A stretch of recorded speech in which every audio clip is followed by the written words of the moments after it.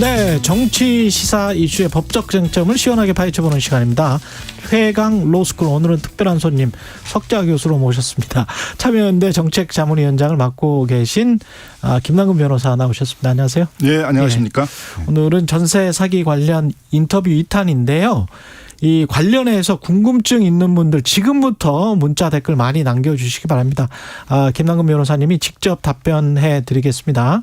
예, 전세 사기 피해자 지원을 위한 특별법, 이게 지금 합의는 된 거죠?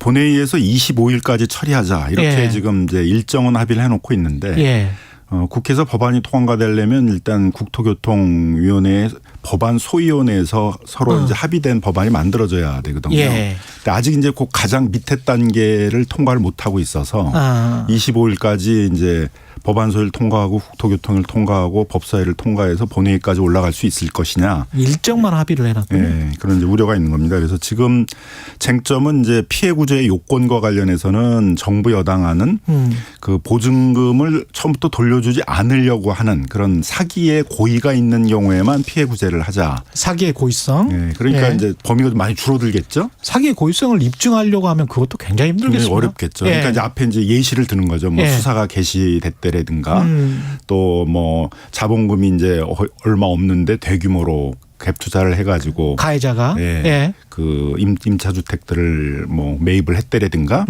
뭐 이런 사례들, 아니면 이제 자금력이 없는 사람에게 임차 주택의 소유권을 넘겼다든가 이제 그런 이제 뭐 예시를 들면서 그런 걸 보면은 이제 사기의 고의 의도 이런 것들이 이제 있는 경우에는 이제 피해 구제를 한다는 겁니다.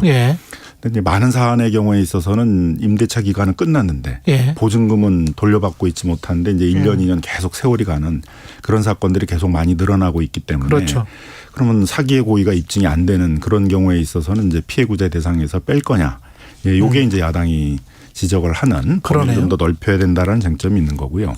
구제 방법에 대해서는 일단 경매가 진행이 돼서 그 낙찰이 되면 보통 이제 낙찰 대금이 시가의 한 30-40% 정도 싸니까 그럼 보증금에선 손실을 받지만 경매를 통해서 싸게 매입할 수 있으니까 일부 이제 만회를 하게 해주겠다. 그런 게 이제 우선 매수권 제도로라는 거거든요. 그렇죠. 정부 여당은 이제 우선 매수권 제도 이제 그것만 하겠다라는 이제 입장인 거고.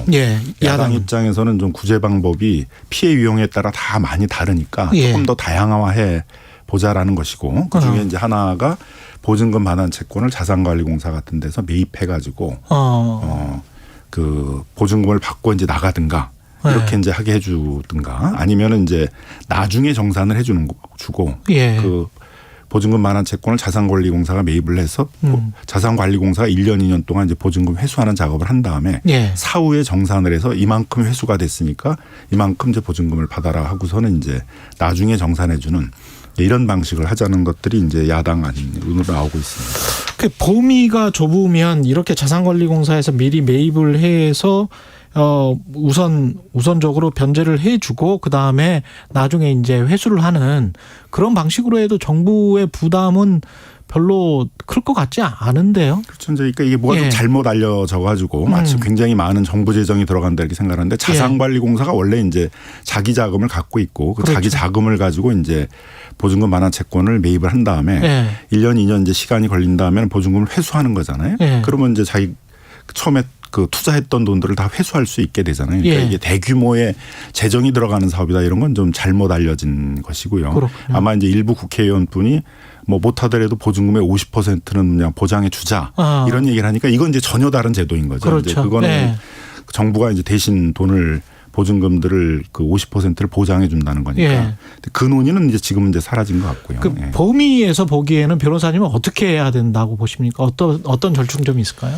뭐 이제 소위에서 전세 사기의 깡통 주택 이렇게 얘기하잖아요. 이제 정부는 전세 사기만 책임지겠다. 갭 투자에서 깡통 주택 그거는 모르는 일이고. 그런데 이제 많은 피해 유형들은 오히려 깡통 주택에 관한 게 많거든요. 임대 기간은 끝났는데 보증금을 못 돌려받는 상태 속에서 뭐 1년, 2년 뭐 이 상태로 가면 뭐 3년, 4년, 5년이 가도 해결이 안 되는 거고, 그걸 해결하려고 나서려면 이제 서로 옆집들을 압류해야 되는 이제 문제가 생길 수도 있는 거거든요.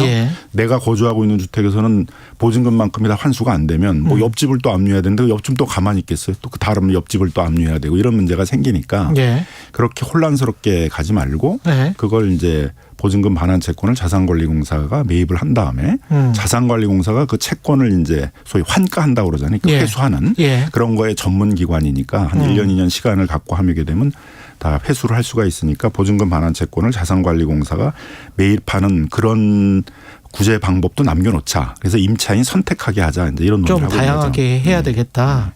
근데 이렇게 만약에 이제 25일까지 일정은 합의됐다고 하니까 특별법이 어떤 수준으로 통과될지는 모르겠습니다만 통과되면 전세 사기를 제가 입은 사람으로 특정이 됐다는 건 어떻게 알죠, 제가? 일단 이제 네. 그 위원회에다가 신청을 해야 됩니다. 피해 자이니까 피해를 이제 인정해 달라. 예. 근데 그 위원회에서 인정을 하기 위해서 이제 조사를 해야 되죠. 조사를. 네. 그래서 이제 그 위원회 이제 산하에 그 조사하는 기구들을 두고 그래서 조사를 해가지고 이제 이게 전세 사기의 어떤 피해자로서 인정이 된다라는 판정을 받으면 이제 구제를 받을 수가 있는 겁니다. 그렇군요. 그럼 판정을 못 받은 사람들이 훨씬 만약에 그 범위가 좁으면 훨씬 많겠네요. 많아질 수가 있는 거죠. 근데 더욱 걱정이 되는 건 주로 그 위원회를 이제 법조인들로 구성을 하게 돼 있다는 겁니다. 그럼 법조인들 시각에서는 엄격하게 형사적인 문제는 굉장히 엄격하게 해석을 그렇죠. 해야 되거든요. 예. 그러면 이제 이게 사기의 고의가 있다고 인정이 될 수 있느냐 이런 부분들을 엄격하게 해석하기 시작하게 되면 이제 피해 구제 범위에서 많이 탈락할 가능성도 있는 거죠. 사기 고의를 이거 법적으로 엄격하게 기준을 정하기 시작하면 뭐 몇 사람 안 남을 수도 있을 것 같은데. 뭐 남구 지금 예. 인천의 미추홀구, 예. 미추홀구 사례들은 이제 그걸 타겟팅으로 해서 법안을 만들고 있으니까 가해자가 한두 사람인 경우. 예. 그렇죠. 이제 그렇고 이제 대부분 선순위의 채권이 있고 그렇죠. 다 경매로 진행되는 급박한 상황들, 예. 뭐 사기라는 것에 대해서는 별로 이견이 없잖아요. 그 사안에 대해서는 예. 그런 경우는 이제 확실히 구제받을 길들이 마련될 수 있겠지만 예. 다른 사안들의 경우에 있어서는 이제 이 피해 구제의 범위에 안 들어갈 가능성도 있는 거죠. 그리고 미추홀구의 경우에 있어서도 우선 매수권이라는 방식으로만 이제 피해 구제가 다 될까? 우선 매수권이라는 건 하려면은 일단은 내가 돈이 있어야 또 돼. 낙찰대금에 예. 대한 또 돈을 마련해야 되잖아요. 그렇죠. 근데 이미 전세 대출을 받아가지고 보증금을 냈는데 그걸 다 잃었단 말이에요. 그렇죠. 대출금도 못 받고 있는데 예. 또 대규모의 대출을 받아라. 그분들은 다 어떻게 보면 영세한 임차인들인데 또 낙찰대금에 해당되는 뭐 이렇게 억대의 돈들을 대출을 받아서 해야 된다라는 것들이 엄청 부담이 되고 있기 때문에 예.